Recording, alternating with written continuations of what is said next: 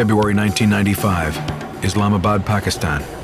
After this huge plot to kill thousands of people had been discovered in the Philippines, Yusuf is again on the run. He's been on the run for nearly 2 years now, and he flees back to Pakistan. He renews his acquaintance with Ishtiaq Parker. Yusuf takes Parker back to Bangkok. The terrorist will use his young recruit as an instrument for swift revenge. Ramzi Yusuf tells him to go and buy some hard-bodied suitcases, some hard-shell suitcases. He goes and does this. He also buys some clothes that can be used to put in the suitcase around the bomb, just as cover for the device. And the source was carrying all the explosives. Ramzi was clean. Of course, wanted to make sure that there was nothing on him that would incriminate him in case he was stopped. Parker starts to have doubts about this. He's very scared of Ramzi Yusuf. He's not as militant as Ramzi Yusuf by any means, and he's not convinced that killing several hundred people is a very good idea. Parker makes an excuse and convinces Yusuf to abort the plan. Parker is now very scared of Ramzi Yusuf. He's very worried about what he's going to be expected to do next. The terrorist sends his young recruit back to Pakistan with new marching orders. Parker's having none of this. He spots a US magazine on sale on a newsstand, which indicates there's a multi-million-dollar reward out for Ramzi Yusuf's capture. By now, the FBI's $2 million reward for information on Yusuf finally yields a tip. February 3rd, we received a telephone call from a female embassy employee that somebody was in her front yard acting a little strange, very nervous, very scared, and had a U.S. magazine, Newsweek or Time magazine, rolled up in his hand. I then responded to the house to see what was going on, in essence. And at first, we chalked it up to someone just who wanted some money. For his own safety, the DSS agents spirit Parker inside the U.S. Embassy for further questioning.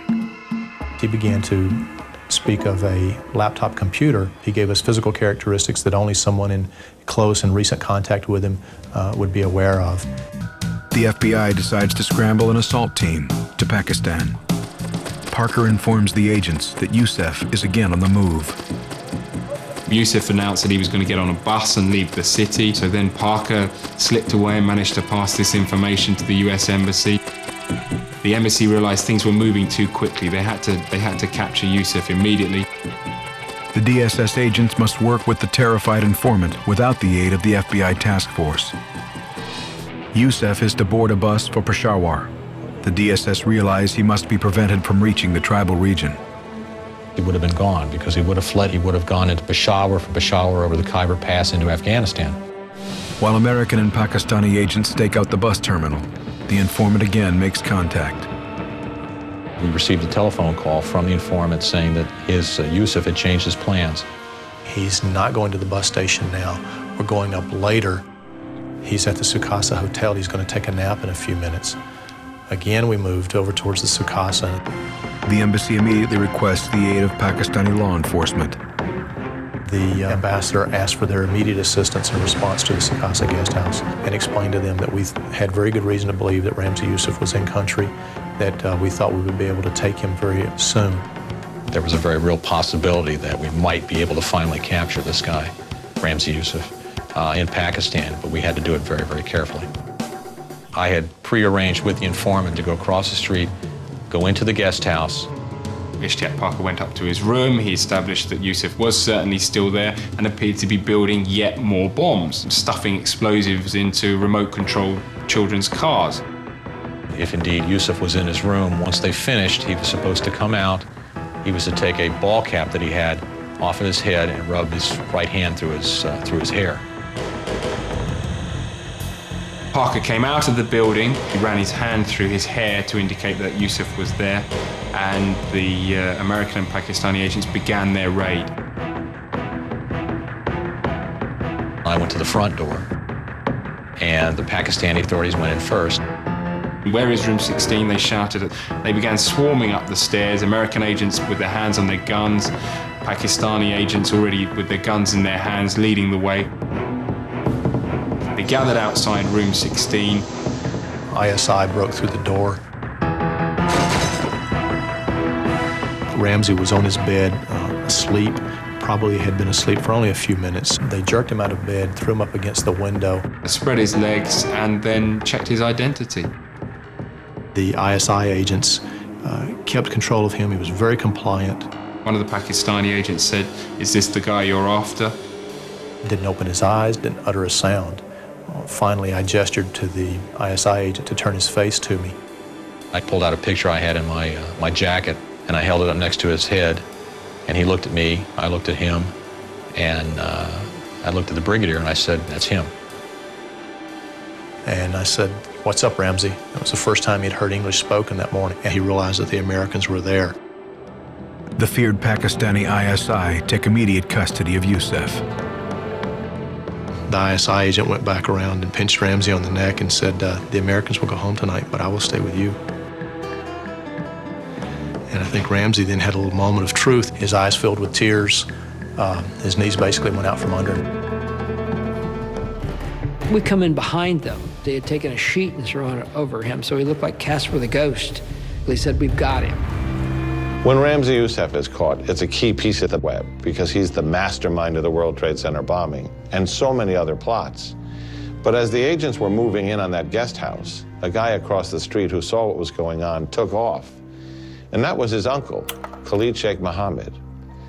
And Ramzi Yusuf's uncle had all the remnants of all of the plots that Ramzi Yusuf had in progress. And he took these, and he found his way to Al-Qaeda. Yusuf is taken to a safe house where FBI agent Garrett confronts him. I go in, and they have him in a room. There's a guard on each side of him. His arms are restrained. So we have a little bit of small talk. He talked a little bit about explosives because he had part of a finger missing. He said those were bad attempts at building bombs. I said to myself at this point, I just might as well just drive right through the front door. And I said, "Well, did you blow up the World Trade Center?" And he pauses and he says, "No, I masterminded blowing up the World Trade Center." I said, "Okay, can we talk about that?" He was just very proud about what he had done and knew that it needed to be done because of our involvement in Muslim countries, and in particular, our relationship with Israel. He wanted to, quote unquote, force us to change our policies. But he started complaining early on that he was really upset with the people that were driving this attack, that were pushing him to get it done. Said they didn't give me enough money, they didn't give me enough time. He was arrogant, self-assured. He says, "You have to guarantee me one thing." And I said, "What is that?" "That I look presentable in professional clothes in front of the media." He wanted to make a positive, I guess, impression or appearance that he was a guy who had it together. To convince the Pakistanis to allow Yusuf's extradition to the U.S., the DSS agents must revert back to their mission of diplomacy. We were able to put the pressure on the Pakistani government that was appropriate without embarrassing them, but at the same time, making sure that they gave us Ramzi Yusuf. Benazir Bhutto, the Pakistani leader, agreed that Ramzi Yusuf could be flown out of Pakistan and returned to America to stand trial, which was difficult for her to do because there were militants in her own government who weren't happy about cooperating with America. Ramzi Yusuf is loaded onto a military plane headed for New York's Stewart Air Force Base. I took the Port Authority chopper from New York up to Stewart, along with several individuals from the New York office, and we waited for the flight to arrive.